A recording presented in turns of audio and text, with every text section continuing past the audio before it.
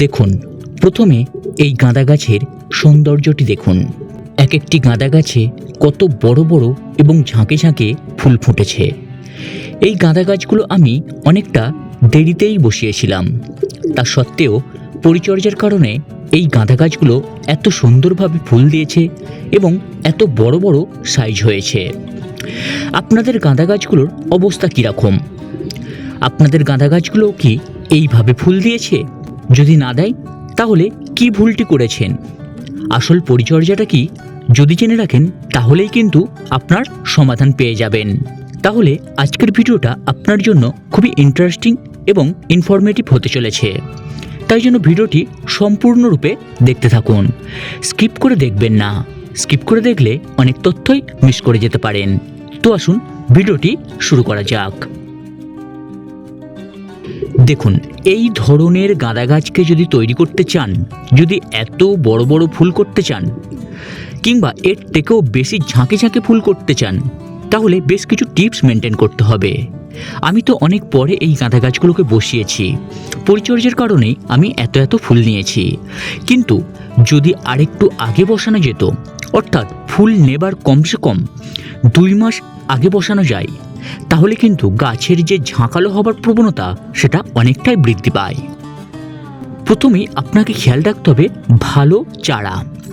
ভালো চারা বলতে অনেক বড় চারা কিংবা তাতে কুড়ি এসে গেছে, ফুল এসে গেছে, সেরকম চারা কখনোই বাজার থেকে কিনে এনে বসিয়ে দেবেন না। ইনকা কিংবা জায়ান্ট গাঁদাগুলো আমরা যদি ছোটোবেলায় ছোট্টভাবে বসাই, তাহলে তাকে আমরা পিঞ্চিং করে করে ঝাঁকলো করার একটি সুযোগ পাব। যদি আমরা অনেকটা বড় গাছ, অনেকটা মোটা গাছ এনে 8 থেকে 10 ইঞ্চি টবে বসিয়ে দিই, তাহলে কিন্তু সে বেশ কিছুদিনের মধ্যেই ফুল দিয়ে দেবে, গাছ আর ঝাঁকালো হবার সময়টুকুই পাবে না। তাহলে আপনারা মোটামুটি ডিসেম্বরের আগেই গাছগুলোকে প্রতিস্থাপন করে দেবেন। গাছ ছোট ছোট এবং কুঁড়ি আসেনে সেরকম কিন্তু গাছ কিনবেন। কুঁড়ি এসে গেছে, ফুল এসে গেছে, সেই গাছকে কখনোই ভালো করতে পারবেন না এবং ঝাঁকালো করতে পারবেন না, এবং তাতে যা ফুল হবে তার ফুলের যে আকার তা এত বড় বড় সুন্দর হবে না। তাহলে বুঝলেন ব্যাপারটা। প্রথমে আমি চারা কেনার ব্যাপারটা বললাম। গাছ কিনে এনে একদম নতুন মাটি করেই বসিয়ে দেবেন না, মাটিকে আগে থেকে করে রাখুন, সেই মাটিতে বসান, তাহলে দেখবেন গাছ খুব সুন্দরভাবে বেড়ে উঠবে। যদি আপনারা গাছ কিনে এনেই সদ্য মাটি করেন, ধরুন মাটিতে ভার্মি কম্পোস্ট, নিমখোল, শিংকুচি, হাড় গুঁড়ো, সিঙ্গেল সুপার ফসফেট এগুলো দিয়ে আপনারা গাছকে বসিয়ে দিলেন, সেক্ষেত্রে কিন্তু গাছের গোড়ায় ফাঙ্গাস অ্যাটাক হয়ে গাছ শুকনো হয়ে যেতে পারে, পাতা সমস্ত শুকনো হয়ে গাছটায় মারা যেতে পারে। তাহলে বুঝলেন ব্যাপারটি। এবারে এই যে গাছগুলোকে বসালাম বা এই যে গাছগুলোকে আমরা বসাবো, এই গাঁদা গাছকে কোথায় রাখলে সব থেকে ভালো? দেখুন, গাঁদা গাছ দিনের বেলা যেরকম সূর্যের আলো পছন্দ করে, সেরকম এই গাছ শিশির খেতেও খুব ভালো লাগে। এবারে যেহেতু আমরা খুব দ্রুত গতিতে গাছকে বৃদ্ধি করাতে চাই, সেহেতু এই গাছে যদি আমরা লাইটিং সিস্টেম করি, অর্থাৎ তাপের জন্য রাত্রিতেও যদি আমরা টুনি বাল্বের ব্যবস্থা করে দিই, তাহলে কিন্তু সেই যে তাপ পাবে গাছ দ্বিগুণ বৃদ্ধি পাবে, অর্থাৎ দিনের বেলাতেও বৃদ্ধি পাবে এবং রাতের বেলাতেও বৃদ্ধি পাবে। তাহলে কি হবে, খুব কম সময়ের মধ্যে গাছ ঝাঁকালো হতে পারবে, এবং যত ঝাঁকালো তত ফুল, এবং ফুলের সাইজ খুব সুন্দর হবে। তাহলে এই ছোট্ট ছোট্ট টিপসগুলোকে আপনাকে মনে রাখতেই হবে। এবারে বলি, এই গাছের আমরা খাবার কি দেব? দেখুন, যারা আমরা এই সমস্ত গাঁদা গাছ করি ছাদ বাগানে, তারা প্রায়শই সরিষার খোল ভেজানো জল আমরা দিতে থাকি। ঠিক আছে, দেবেন, কিন্তু একটু অ্যাভয়েড করেই দেবেন। সর্ষের খোলের থেকে আপনারা যদি বাদাম খোলকে ব্যবহার করেন, দেখবেন তার যে ফলাফল দ্বিগুণ হবে এবং ফুলের যে কোয়ালিটি খুব ভালো হবে। তাহলে সরিষার খোলের পাশাপাশি কিংবা সরিষার খোল ব্যবহার না করে যদি আপনারা বাদাম খোল ভিজিয়ে সেই জলকে আপনারা গাছের গোড়ায় দেন, তাহলে কিন্তু ফলাফল খুব ভালো পাবেন। এছাড়াও আর কি খাবার দিতে পারেন? দেখুন, গাঁদা গাছ শীতকালের এমন একটি গাছ যে গাছ কিন্তু খাবার খুব ভালোবাসে। এই গাছকে যতটা ভালোভাবে খাবার দেওয়া যায়, ততটাই কিন্তু এই গাছ ফুলে ফেঁপে শাখা প্রশাখায় বৃদ্ধি হবে এবং গাছের প্রত্যেকটি ডগায় ডগায় সুন্দর বড় বড় ফুল দেবে।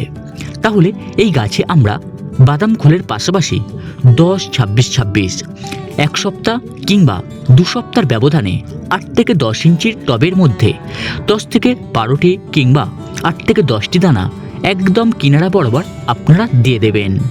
তাতে দেখবেন গাছের যা কোয়ালিটি হবে আর গাছের যা ফুল আসবে তা আপনি ভাবতেও পারবেন না। খুব কম সময়ের মধ্যে যতটাই দেরি হোক না কেন তার মধ্যেও আপনার কাছে এই এত ফুল হবে এবং খুব ঝাঁকালো হতে গাছকে সাহায্য করবে এই দুটি খাবার। আর সেরকম কোনো খাবার দেবার প্রয়োজন নেই। অতিরিক্ত খাবার, জাতা খাবার দেবার থেকে সুন্দর একটি খাবার যদি আপনারা রুটিন মতো মেনটেন করেন তাহলে দেখবেন গাছ সুন্দরভাবে সেই খাবারগুলোকে নিজের শরীরে গ্রহণ করে তা সঠিকভাবে বৃদ্ধিতে কাজে লাগাবে। এবার বলি এই গাছে কি কি রোগ প্রতিরোধ হতে পারে। দেখুন, এই গাছে সেরকম কিন্তু ব্যাকটেরিয়া কিংবা ফাঙ্গাস লাগে না। তা সত্ত্বেও আপনারা ফাঙ্গাসাইড ইউজ করতে পারেন 15 দিন অন্তর। যে কোনো ভালো ফাঙ্গাসাইড আপনারা ইউজ করতে পারবেন। এবার বলি এই গাছে কোন কোন পোকার আক্রমণ ঘটে। দেখুন, নানান ধরনের কিন্তু এই গাছে পোকার আক্রমণ ঘটে। লেদা পোকা বলুন, মাইট বলুন, এছাড়াও মাকড়সার অ্যাটাক বলুন, এই গাছগুলোতে হয়েই থাকে। তাহলে আপনারা এই গাছকে সুস্থ রাখার জন্য কোন কোন কীটনাশক ব্যবহার করতে পারবেন। দেখুন, সবথেকে ভালো আমি যেটা করি কনফিডার এবং কাকা প্রত্যেক 1 সপ্তাহ থেকে 1.5 সপ্তাহ ছাড়া ছাড়া আপনারা এই দুটোকে ব্যবহার করবেন। তাহলেই দেখবেন এই গাছে লেদা পোকা, মাইট, মাকড়সা এর অ্যাটাক থেকে আপনি সহজেই রক্ষা পাবেন। গাছের যদি এই সমস্ত পোকামাকড়ের প্রাদুর্ভাব দেখা দেয় তাহলে কিন্তু কুঁড়ি আসতে দেরি হবে, কুঁড়ির আকার ছোট হয়ে যাবে, গাছ বিকৃত হয়ে যাবে, গাছের পাতা কুঁকড়ে যাবে। তাহলে এই সমস্তগুলো মেনটেন করলেই কিন্তু আপনার গাছ সুস্থ, সতেজ, সবুজ এবং অনেক ঝাঁকে ঝাঁকে ফুল আসবে এবং যা ফুলের কোয়ালিটি হবে, ফুলের যে সাইজ হবে তা অকল্পনীয় হবে।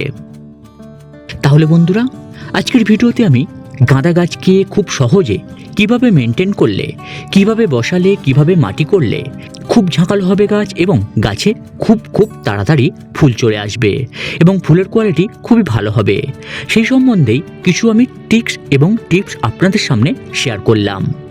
আমার এই ছাদ বাগানের গাঁদা গাছগুলোর শোভা দেখতে দেখতে এই সমস্ত টিপসগুলো আপনি ভালো করে শুনে নেবেন এবং আপনাদের যে সমস্ত গাছে ফুল নিয়েছেন কিংবা এখনও গাছ করছেন সেই সমস্ত গাছে আপনারা পরিচর্যা করতে পারেন এইভাবেই।